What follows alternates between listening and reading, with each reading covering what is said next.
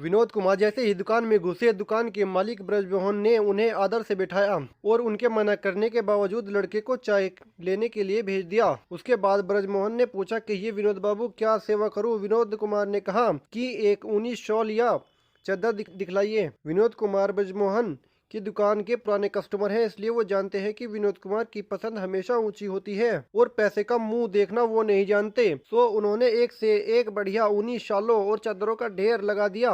विनोद कुमार ने शालों और चादरों की क्वालिटी देखते हुए कहा, ब्रजमोहन भाई, इतनी हैवी नहीं, कोई हल्की सी शॉल या चादर दिखलाइए। यह सुनकर ब्रजमोहन को विश्वास नहीं हुआ तो उन्होंने कहा, हल्की? और आप क्यों मजाक कर रहे हो विनोद बाबू? भला हल्की शॉल का क्या करेंगे आप? विनोद कुमार ने कहा, ऐसा है ब्रजमोहन भाई, हमारी बहन उर्मिला है ना, उसकी सास शांति देवी के लिए भिजवानी है। उन्होंने कई बार मुझसे कहा है कि विनोद बेटा, मुझे एक अच्छी सी गर्म चादर ला दो, तेरी पसंद बड़ी अच्छी होती है। पहले भी तूने एक शॉल लाकर दी थी जो बहुत गर्म थी और कई साल चली थी। अब ब्रजमोहन ने सामने फैली हुई शॉल और चादरों के ढेर को एक तरफ सरकाकर कुछ मीडियम किस्म की शॉलें खोल दी। विनोद कुमार ने सिर हिलाते हुए कहा कि और दिखलाओ। ब्रजमोहन हैरान था पर ग्राहक की मर्जी के सामने लाचार भी। उसने सबसे हल्की शालों का बंडल खोला और शालें विनोद कुमार के सामने फैला दी। विनोद कुमार ने 450 रुपए की एक शॉल चुन ली और उसे पैक करवाकर घर ले आए और उसी दिन शाम को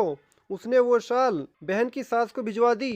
शॉल पाकर शांति देवी बड़ी खुश हुई। बात ये नहीं थी कि शांति देवी के घर में किसी चीज की कमी थी या उसके बेटे बहू उसके लिए कुछ लाकर नहीं देते थे, पर वो अपने रिश्तेदारों पर भी अपना हक समझती और जताती रहती थी। विनोद पर तो वह और भी ज्यादा हक जताती थी क्योंकि विनोद उसे अच्छा लगता था। लेकिन विनोद की भेजी हुई शॉल वो 5-7 बार ही ओढ़ पाई होगी कि एक दिन रात के वक्त उसके सीने में तेज दर्द हुआ और 2 दिन बाद ही रात 12:30 के आसपास वो इस संसार से सदा के लिए विदा हो गई। उनकी अंत्येष्टि के लिए अगले दिन दोपहर 12 का समय निश्चित किया गया। सुबह सुबह ब्रजमोहन अपनी दुकान खोल ही रहे थे कि विनोद कुमार वहां पहुंचे और कहा, भाई, उर्मिला की सास गुजर गई है, एक चादर दे दो। ब्रजमोहन ने बड़े अफसोस से कहा, ओह, अभी कुछ दिन पहले ही तो आप उनके लिए गर्म शॉल लेकर गए थे, कितने दिन ओढ़ पाई बेचारी। उसके बाद ब्रजमोहन ने चादरों का एक बंडल खोला और उसमें से कुछ चादरें निकाली। विनोद कुमार ने चादरें देखी तो उनका चेहरा बिगड़ सा गया। उन्होंने कहा कि ब्रजमोहन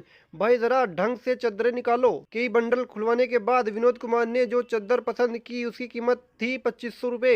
ब्रजमोहन ने कहा, विनोद बाबू, वैसे आपकी मर्जी पर मुर्दे पर इतनी महंगी चादर कौन डालता है? विनोद कुमार ने कहा, ब्रजमोहन जी, बात महंगी सस्ती की नहीं, हैसियत की होती है। उर्मिला के ससुराल वालों और उनके दूसरे रिश्तेदारों को पता तो चलना चाहिए कि उर्मिला के भाई की हैसियत क्या है और उसकी पसंद कितनी ऊंची है। दोस्तों, मुर्दे को पूजे ये दुनिया, जिंदगी की इज्जत कुछ भी नहीं है। मतलब जितना अपनेपन का दिखावा या सहारा मरने वाले इंसान या उसके परिवार से बाद में करते हैं, अगर जीते जी उतना सहारा बन जाए तो शायद बात कुछ और हो।